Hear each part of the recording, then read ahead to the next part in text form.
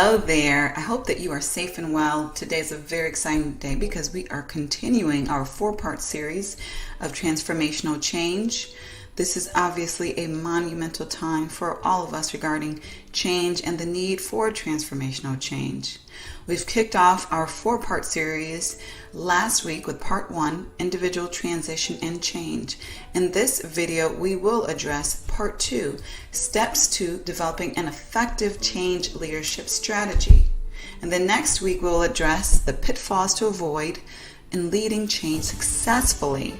Lastly, we will address in that 4th week the ways to increase change maturity throughout our organizations. So today's topic is very important because any change management starts with a change strategy that comes from leadership.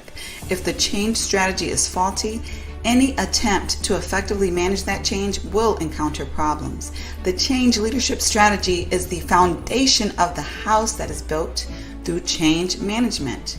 If you've ever seen a structure built before, then you know that a faulty foundation will lead to critical problems throughout the building of that structure. So there's 9 very important elements to address when developing the change leadership strategy, and we're going to get into those right now. So number 1 is understanding your burning platform. That's the reason why you need to make that change happen. Understand the burning platform and, metaphorically speaking, how much fire really and truly actually exists. The burning platform is the largest reason for the change. It implies that there's serious danger if that change doesn't happen, and that obviously if it does happen, it's going to be significant benefit.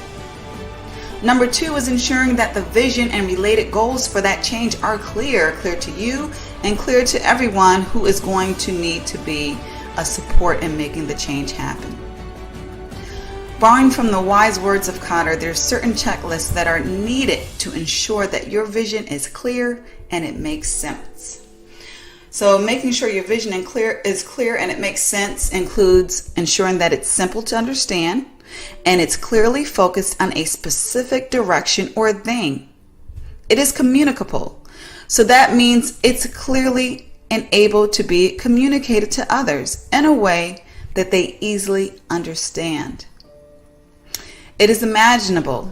It's a believable idea is what that means. If you cannot get others to believe in that idea, then how are you going to get them to participate in it, to support and contribute to it? It takes more than one person to make an organizational transformation happen.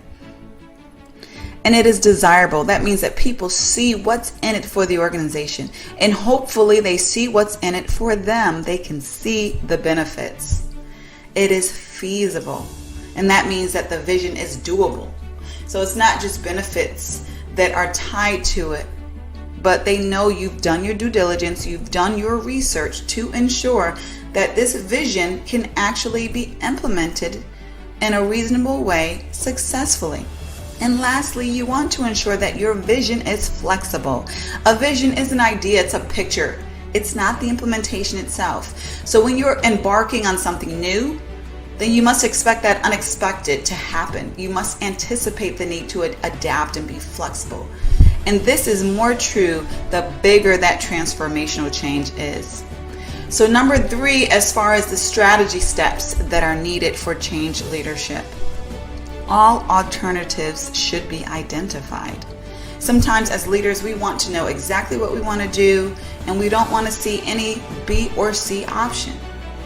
And that's fine if your mind is made up, but you want to be educated on those alternatives. You want to ensure that those alternatives have been vetted and compared to the present vision, compared to based upon costs and benefits. You want to do your due diligence, your analysis to ensure that the organization is truly making the best decision and is prepared to address that inevitable skepticism that will arise with almost any transformational change within an organization.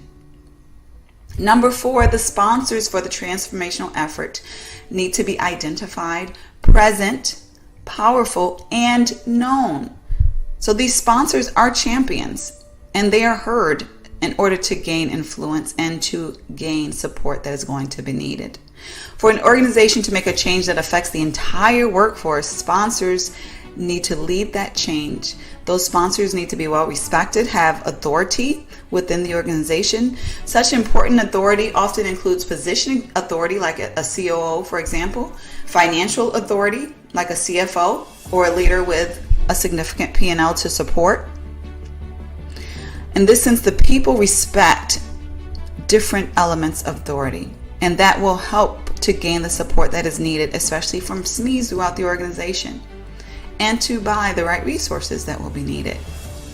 The presence of the right sponsors in a change effort can and often will make or break the success of a change. Number 5 in change leadership strategies is the potential investment is very clear.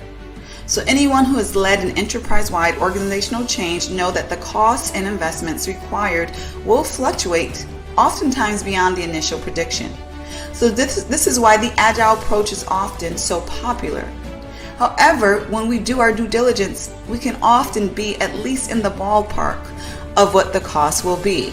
We want to ensure that those investments are aligned with the ballpark costs of what the change will require. And of course, contingency resources are always beneficial for anyone leading transformational change. Given that, we want to understand what the investments will be that are going to be necessary for the change to happen. So this includes the time that will be required, how many people will be needed to work on the effort, what technology will be needed to make it happen, and ultimately what money investments will be needed for success. And number 6 is similar to the sponsors. You will need to choose your entire change team very wisely. The team will typically be made of many teams. You will have the project team that are very hands-on, an advisory team who provides that thought leadership. You may want to ensure that you have the right subject matter experts on these teams, executive teams that will serve as governance, ensuring that regulatory issues and alignment with the overall organization strategy is there. The right champions who will be your power messengers need to be part of your team evangelists, and the right influencers. These are very important elements of your teams in order to institutionalize the change and make it doable for the masses of the organization during the change effort and beyond. Number 7 in change leadership strategy is you want to ensure that your organization chooses the change approach that is right for your organization. The change approach should honor the values of your organization, not go against them. Does the organization make decisions on a consensus basis or top-down basis? Does the organization operate in a highly centralized or decentralized manner? Does leadership keep information close to the chest, or is it more transparent regarding why things are done and what is being done? Does the organization trust the people with the information up front, or do they typically snowball efforts little by little? Regardless of what is deemed right or wrong, you are going to need to ensure that you're going with the grain of the organization and not against it, unless going against the grain is part of an overall cultural transformation in itself. Number 8, like the approach, timing needs to reflect what is doable within the specific organization, its culture, and capacity. The timing should take the level of change maturity of the organization in consideration. We will talk about organizational change maturity in our next video next week. Right now, you want to consider if the change will be incremental or radical. Now, obviously, less change mature organizations may need more incremental change instead of all at once. You want to decide whether the transformational change is going to be immediately implemented or at a later time. Is this a transformation that needs to be sold for a couple of years before it's accepted, or immediately starting to roll out? Is it going to be rolled out very slow or very fast? Again, the change maturity should inform these decisions. Is the timing going to be flexible and adapt to organizational changes, or inflexible and timelines held regardless of what happens? Some organizations think this way. It's a very difficult way to operate, but this is the cultural values of some organizations. Finally, what will be the tolerance for individual transitioning? How much patience will be given for individuals to adapt attitudes and or new capabilities that will be needed for this transformational direction? These are timing approaches that you want to have clear in your change leadership strategy. And finally, number 9, what assumptions can you make at the front end of the change effort? The more assumptions that you understand about what's going on and what's going to happen, the more prepared you will be. You can make assumptions by doing your research, your due diligence, including benchmarking with similar transformations that have taken place. Some transformations that can inform you may be in-house and others perhaps out-house as far as within other organizations. Some examples of assumptions that you will need to be clear on in your implementation includes, will the business model change or stay the same? Will technology systems change or stay the same? Will processes change? Will departments be reorganized? Will you need to augment your workforce? And what about customer training? Well, the customers need to be trained, skilled, and or informed regarding the transformational change that is happening within your organization. Employee training, is that going to be needed? What are the planned business interruptions? What are the unplanned business interruptions? Will there be a specific dollar limit to making this change happen? Will there be a specific time limit? So your assumptions can obviously be endless based upon the needs of your organization, but you do want to be clear regarding what they are. So these are the 9 elements that are necessary for a comprehensive, effective change leadership strategy. To learn more about how to bring change to your organization in an effective way, or to explore the change certification programs for your organization and various classes related to that, check out the more information that is available through the link. You can also, of course, always schedule any time with me.